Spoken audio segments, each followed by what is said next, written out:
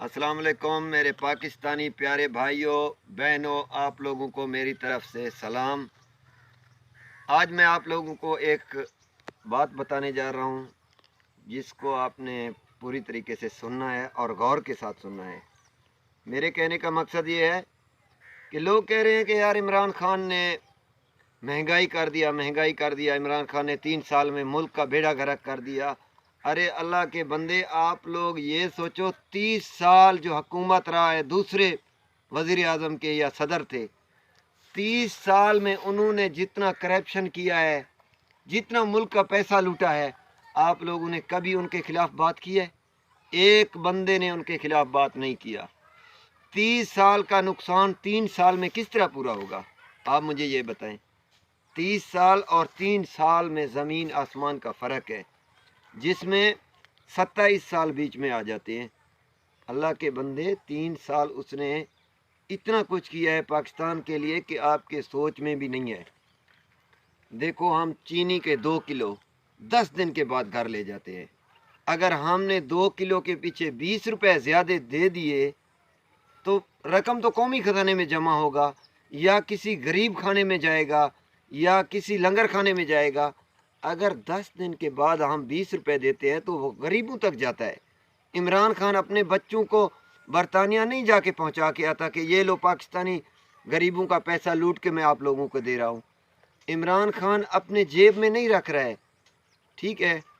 तो मेरे प्यारे भाइयों, पाकिस्तान को बनाने के लिए इस वज़ीर आज़म का ज़रूरत था, जो अल्लाह पाक ने आप लोगों को दिया है। आप इमरान खान की कदर करो।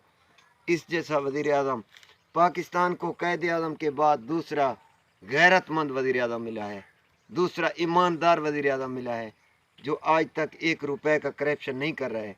आप लोगों को पता नहीं क्या है, नून लीग वालों के और पीपी वालों के बातों में आ जाते हो कि ये हो गया, अभी इमरान खान ने आज फलां चीज़ महंगा कर दिया, डीज़ल 1 रुपया महंगा कर दिया, 2 रुपये महंगा कर दिया। तो 1-2 रुपये से आप लोगों को क्या तकलीफ़ है? अब देखो, कपास का रेट था कितना? 2500 रुपये, जो 7 दिन तक मंडी में पड़ा हुआ होता था, और 7 दिन के बाद हम जाते थे, आड़ती क्या कहता था कि भाई ये मज़दूर के निकल गए पैसे, ये आड़त की कटौती हो गई। 7 दिन के बाद 2000 का रेट हमें मिलता था। 7 दिन के बाद गन्ना कितना था? 180 रुपये।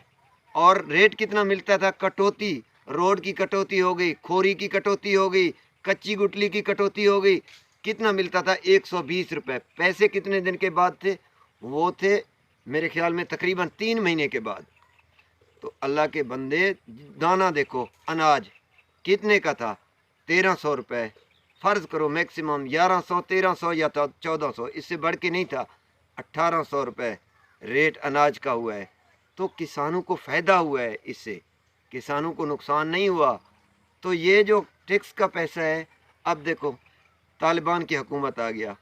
तालिबान की हुकूमत को संभालने के लिए पाकिस्तान की ज़रूरत है, हम मुसलमानों की ज़रूरत है। अगर हम मुसलमान एक दूसरे के ख़िलाफ़ हो जाएंगे तो अंग्रेज़ को तो फ़ायदा होगा।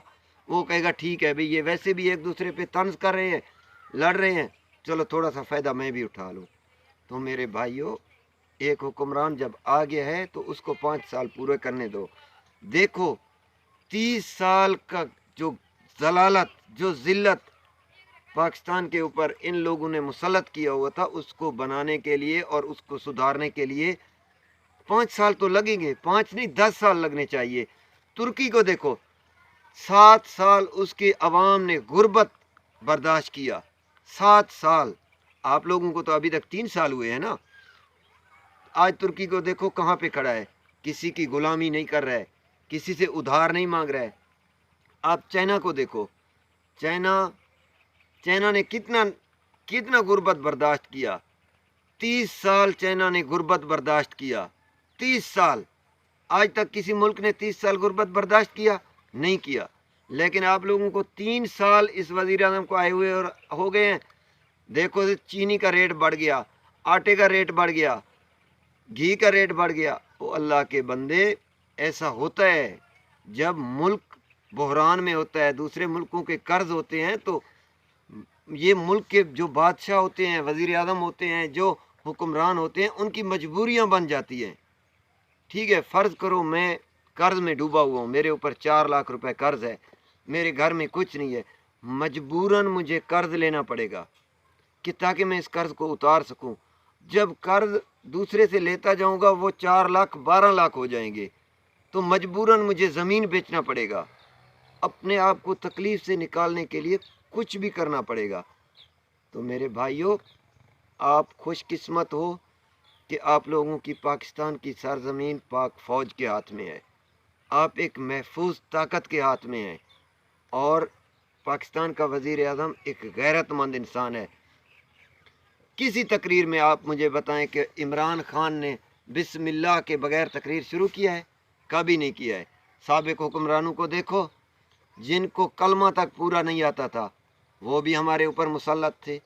اس بندے نے یو این میں جا کے للکار کے انگریز کو انگریز کہا، یہ تو ہاتھ جوڑ کے کھڑے ہو جاتے تھے اپنے انگریزوں کے سامنے۔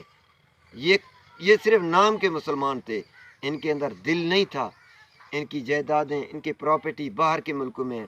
اب دیکھو یہ جو نواز شریف گنجا بھاگ گیا ہے باہر کے ملکوں میں، کہہ رہا ہے کہ میں بیمار ہوں۔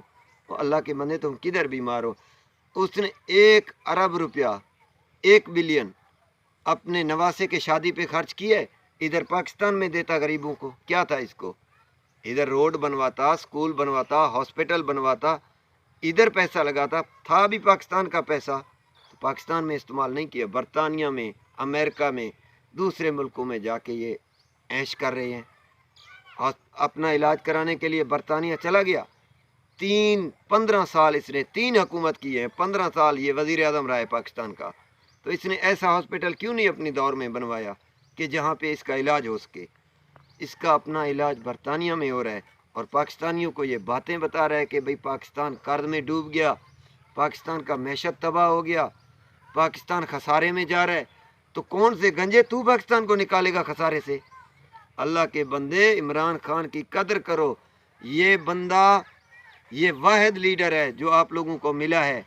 یہ 5 سال کیا 10 سال تک پاکستان کو وہ پاکستان بنائے گا کہ سبز پرچم اور سبز کاغذ کو دیکھ کے دنیا سلام کرے گا۔ اگر آپ دوسرے ملکوں میں جاؤ گے نا، سبز پاسپورٹ کے ذریعے آپ لوگوں کی قدر ہوگی کہ لو جی پاکستانی آ گیا، پاکستانی کی قدر ہوگی۔ پہلے پاکستان کی قدر کدھر تھا؟ بیرون ملک سے کوئی ووٹ نہیں کاسٹ کر سکتا تھا۔